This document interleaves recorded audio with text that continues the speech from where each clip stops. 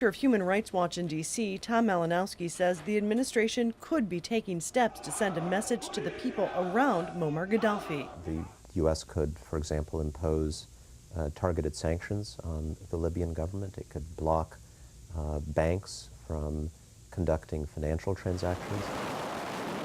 Some have suggested a no-fly zone could be imposed. Pentagon officials say the U.S. has the assets in the area, but they are not currently preparing to take to the skies over Libya.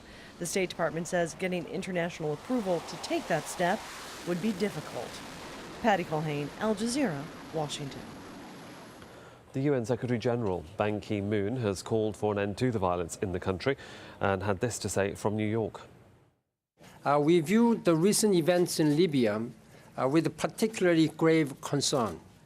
The current situation is unpredictable and could go in any number of directions, many of them dangerous. At this critical juncture, it is imperative that the international community maintain unity and act together to ensure a prompt and peaceful transition.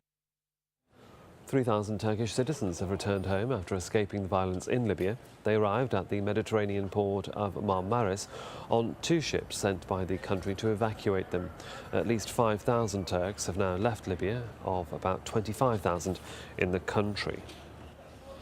More than 160, mostly Ukrainian nationals, have arrived in Kiev after being evacuated from Libya as well on a military transport plane. Some have been speaking about what they'd seen in the capital. One doctor described how difficult it was treating the many wounded people. Surgery lasted about 1 hour. All were gunshot wounds. As soon as the surgery room was cleaned, it received another patient. You can calculate how many people have been treated in 8 surgery rooms working non-stop. As soon as they finished with one wounded person, another came. The Libyan government has provided limited cooperation for those evacuations. Turkey is mounting the largest evacuation in its history, while also fielding requests for help from other governments. The EU is evacuating 10,000 of its citizens by sea and air. India made plans to evacuate 18,000 Indian citizens to neighbouring Tunisia and Egypt, but is still waiting for air and sea clearance. The US State Department says there are several thousand American citizens in the country, but it's not received permission to evacuate via air charters. The first ferry with some 575 Americans was supposed to leave on Wednesday, but the departure has been delayed. And Chinese state media reported that 30,000 Chinese nationals were in Libya. Greek ships there are headed to the country to prepare to collect half of the number. Meanwhile, Italy has warned of a potential refugee crisis due to the violent events in Libya. Rome fears hundreds of thousands of refugees will try to cross the Mediterranean to escape. The government called for help from its partners at a meeting of EU interior ministers in the Italian capital. Harry Smith reports. Once again, they demonstrate outside the Libyan embassy in Rome. These are Libyan expatriates forced out of their country by Colonel Gaddafi. Their message is clear. They will stay here until Gaddafi himself is forced to go. The wall of fear is fallen. The spring of youth has begun in the Arab world.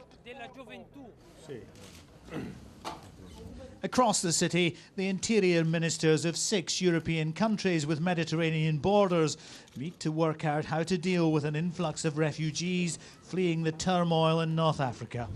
It's a problem the Italians are all too aware of.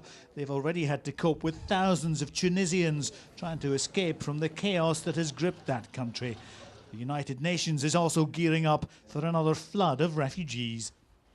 It is a treacherous journey, of course, and it is a treacherous journey also because the type of boats that people have been known to be using in the past are small dinghies, little boats that are not really very seaworthy, and we know that many, thousands of people have drowned in the Mediterranean. Across Europe, leaders have been reacting to events, some calling for sanctions against Libya. There has been conversations in the UN and in the UN Security Council, and there was a presidential statement last night.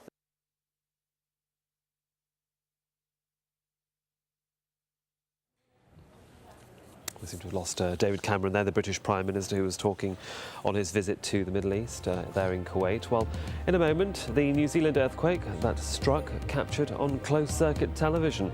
The death toll stands at 76, and that could double. Our report from Christchurch coming up. And also the status of Mexico's Jewel of the Pacific under threat, why tourists in Acapulco are staying away from its sun and its sand.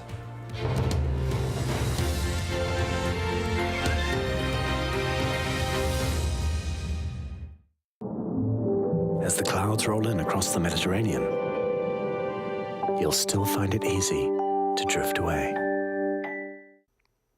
Well, across the Indian subcontinent, we are looking at more rain showers coming into the forecast, especially down towards the south. Take a look at the forecast map. You notice down towards the very southern part of the continent, very heavy rain showers are going to start to move up. After that, we are going to be seeing some clouds pushing up, especially towards parts of Hyderabad. For New Delhi, though, 22 degrees for you. You are going to be seeing some rain just to the north towards the Himalayas, as well as some heavier snow in the upper elevations. But good news for Sri Lanka. We are looking at partly cloudy conditions and very dry for you, so you can finally dry out from all that flooding you did have. Over towards Africa, we are going to be seeing some very heavy rain showers along the coast of South Africa, Durban, as well as Johannesburg. Your temperatures are going to get into the mid to upper 20s, but Cape Town is looking beautiful at 28 degrees. Madagascar, that is not a cyclone. We're still seeing a lot of tropical weather there, but the cyclone has passed, but flooding is still a big potential in their forecast.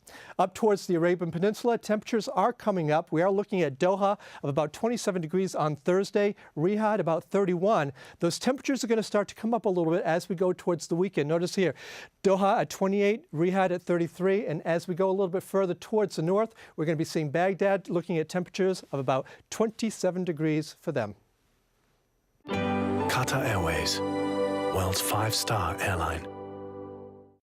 East Timor's government has declared it's time for foreign forces to leave the country. But with a frail infrastructure, is this nation prepared to face a future without international support? 101 East, at this time on Al Jazeera. If you're a Nokia user, you can download AlJazeera's news widget from Nokia's Ovi store. The news widget, available on compatible Nokia devices, gives users quick and easy access to real-time news updates from Al Jazeera English. See the world in real time. Al Jazeera Mobile.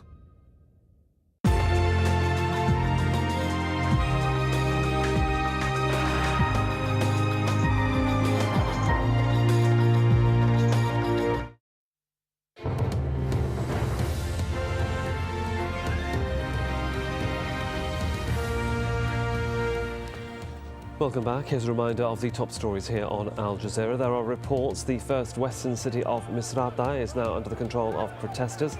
According to a witness, 6 people were killed and 200 injured in the city, which lies more than 220 kilometers west of the capital, Tripoli. US President Obama has condemned violence in Libya, calling it outrageous and unacceptable.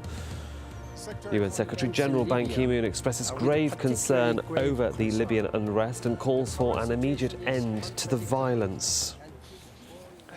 Libya is generating a lot of action on the internet right now. Emma Kay has the latest from our web desk. Thanks. So, well, we actually start with a video sent in directly to us from a viewer.